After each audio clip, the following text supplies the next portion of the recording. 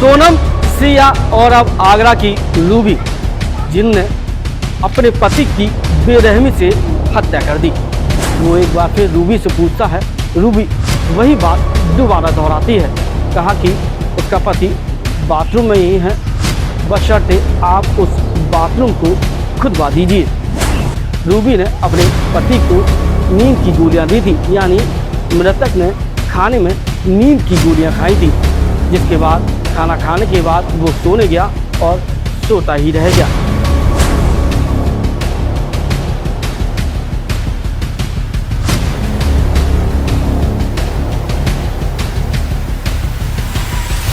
सोनम, सिया और अब आगरा की रूबी, जिनने अपने पति की बेरहमी से हत्या कर दी।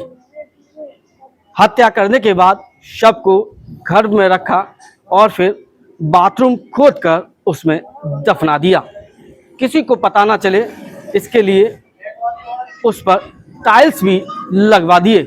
लेकिन बड़ी बात यह है कि जिन लोगों ने यहाँ टाइल्स लगाने का काम किया, क्या उन्हें भी शक नहीं हुआ, या उन्हें पता ही नहीं था, या फिर ज़्यादा पैसे के लालच में वह भी इस गुनाह में शामिल हो गए। इस समय हम उसी घर पर खड़े हैं जहां पर रूबी रहती थी। रूबी का ये मकान है।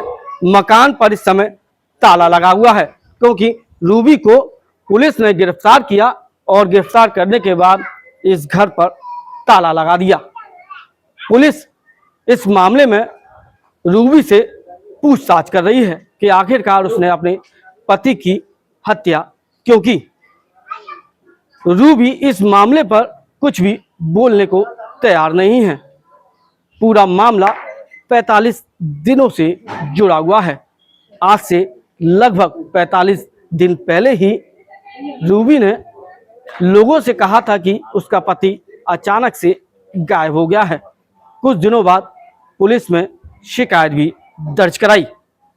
अपने ससुराल पक्ष के लोगों को भी यही बताती रही कि उसका पति कहीं चला गया है और उसका कुछ अता पता नहीं है। परिवार के लोग भी उसे ढूंढने में लग गए, लेकिन जो रूबी के जेठ थे उनको कुछ शक होने लगा। शक की सुई गहराई तो उन्होंने भी अपने स्तर से जांच पड़ताल शुरू कर दी। फिर क्या था, शक और गहराया तो उन्होंने रूबी को एक बच्चे की तरह समझाया और कहा कि मैं तुमसे बड़ा हूँ, तुम्हारा अच्छा भला समझता हूँ, अगर कोई बात है तो मुझे बताओ, उसका हल निकलेगा और आपको कुछ नहीं होगा। लगातार रूबी का जेठ यही बात कहता रहा। फिर एक दिन रूबी भी टूट गई और उसने अपने जेठ को घर बुलाया। जेठ सुबह तड़के ही घर पहुंच गया और रूबी ने कहा कि मैं जानती हूं कि आखिरकार मेरा पति कहाँ है। तो उसके भाई ने झट से पूछा, आखिरकार कहाँ? उन्होंने कहा कि अंदर जाइए, बाथरूम में वो मिल जाएंगे। रूबी का जेठ भागकर बाथरूम के अंदर जाता है, लेकिन बाथरूम में कुछ नहीं मिलता। एक बार फिर वो सकते में आ जाता है कि कहीं रूबी उसके साथ मजाक तो नहीं कर रही। फिर क्या था, वो एक बार फिर रूबी से पूछता है। रूबी वही बात दोबारा दोहराती है। कहा कि उसका पति बाथरूम में ही है, बशर्ते आप उस बाथरूम को खुदवा दीजिए। रूबी के जेठ का शक और ज़्यादा गहरा गया। उसने बिना कुछ किए ही पुलिस को इसकी सूचना दे दी। पुलिस इस घर पर पहुंचती है, कहती है इंक्वायरी के लिए आए हैं, पूछताछ करती है। पुलिस को देखकर रूबी शक पका जाती है। बाथरूम खोदा जाता है और उसमें से एक कंकाल निकलता है। पुलिस कानूनी कार्रवाई कर उस कंकाल को पोस्टमार्टम के लिए भेज देती है और रूबी को हिरासत में ले लेती है। रूबी के पति का पोस्टमार्टम हो गया और पोस्टमार्टम रिपोर्ट के मुताबिक रूबी ने अपने पति को नींद की गोलियां दी थी, यानी मृतक ने खाने में नींद की गोलियां खाई थी, जिसके बाद खाना खाने के बाद वो सोने गया और सोता ही रह गया। आखिरकार ये घटना झकझोर देने वाली है। यहाँ के लोग इस बात को लेकर सकते में कि जो विवाहिता जो पड़ोसन किसी से बात नहीं करती थी, क्या वो इस तरह की घटना को अंजाम दे सकती है, वो सोचने को मजबूर हैं। लेकिन हकीकत उनके सामने है तो वो इस बात को मानने को भी तैयार हैं कि आखिरकार रूबी ने अपने पति की हत्या कर दी। फिलहाल पुलिस इस मामले की जांच पड़ताल और तह तक जा रही है कि आखिरकार रूबी ने अपने पति की इतनी निर्मम तरीके से हत्या क्यों की, ये तो जांच के बाद ही पता चल पाएगा। लेकिन कयास कई लगाए जा रहे हैं। क्या था ये पूरा मामला, पड़ोसियों ने इस बात को लेकर, घटना को लेकर क्या प्रतिक्रिया दी, बताएंगे इस पूरी। एक और नाम बताओ। मेरा नाम अनिल शर्मा है। अनिल शर्मा, कल क्या घटना हुई थी आपकी? उसे निकाल दे। कल भाई की जो बॉडी है वो निकलवाई थी मैंने यहाँ से। वो बाथरूम में थी, बाथरूम में से खुदवा के उसको भाई कितने निकलवाया। दिनों से लापता थे? भाई 1.5 महीने से लापता था। 1.5 महीने बाद फिर कल कैसे भनक लगी कि बाथरूम के अंदर सब छिपा हुआ है? 1.5 महीने बाद मैंने काफी टाइम उसको कोशिश की पूछने की, तो उन्होंने प्यार में आके कल कन्विंस किया। मैंने उससे ये कहा था, मैंने कि तुझे कोई परेशानी नहीं होगी, अगर कोई गलती हो गई है या कोई बात हो गई हो या तुझसे कुछ कह के गया हो तो मुझे बता, मैंने तेरे साथ में खड़ा हुआ हूँ, कोई भी दिक्कत आई है तो उसके लिए मैं हूँ।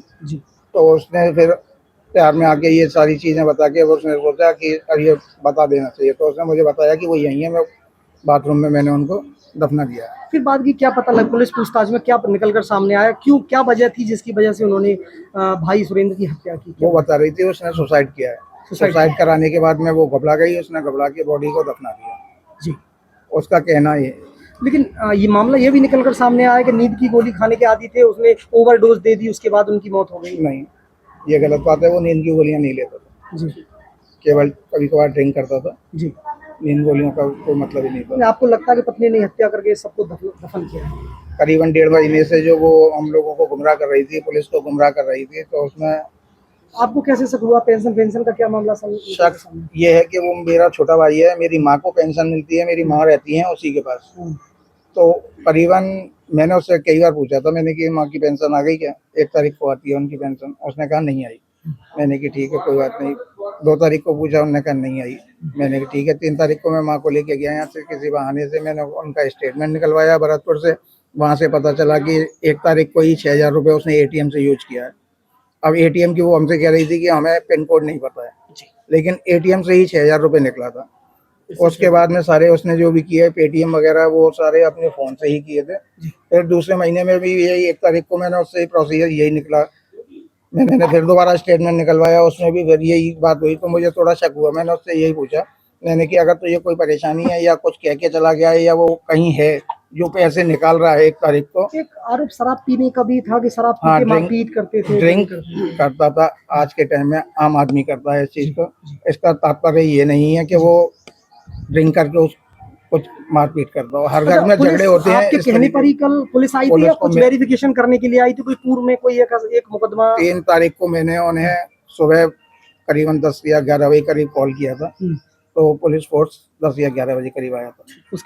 उसके बाद में फिर ये प्रक्रिया शुरू हुई थी। यहाँ से उसको निकलवाया गया उसकी बॉडी को। 45 दिन तक नॉर्मल घर में बिल्कुल आना जाना? 45 दिन तक नॉर्मल था। मेरा आना जाना भी काफी रहा। उनके 1.5 महीने में डेली का सा उनके पास में आता रहा। लेकिन उनकी चाल किसी भी चीज। एक दिन मैंने उनसे पूछा था, मैंने कि ये बाइक इनकी रास्ते में खड़ी हुई है, मैंने बाइक को तुम अंदर बाथरूम में रख दो। तो उन्होंने कहा नहीं, बाथरूम में नहीं रखनी है ये बाइक, आप ऐसा करो कमरे में रख दो, क्योंकि मैं अंदर कम जाता हूँ उसके घर में, क्योंकि बहू है छोटी। ठीक है, ठीक।